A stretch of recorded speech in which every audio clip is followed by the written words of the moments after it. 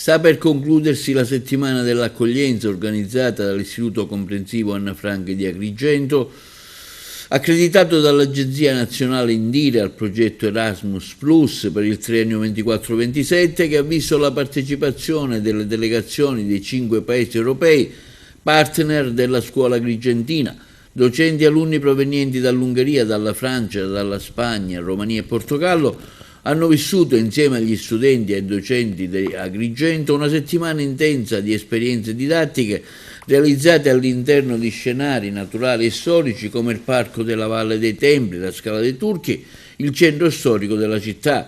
80 ragazzi e i loro accompagnatori hanno svolto l'attività didattica laboratoriale nel cuore della città, potendo così ammirare da vicino le bellezze architettoniche dell'Agrigento.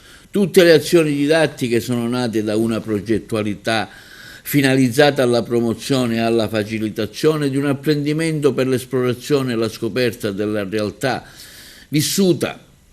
Hanno visto protagonisti studenti non solo della scuola secondaria di primo grado, ma anche alunni della scuola primaria. L'Istituto Anna Frank è l'unica scuola ad Agrigento a realizzare la mobilità all'estero anche per gli studenti della primaria. Al Teatro Pirandello le delegazioni hanno ricevuto il saluto di Riccardo Accurso Tagano, assessore allo sviluppo economico, che ha ringraziato il dirigente scolastico Alfio Russo e i suoi docenti per la realizzazione del progetto Erasmus, ricco di iniziative che hanno reso la nostra città uno scenario naturale di scambi interculturali.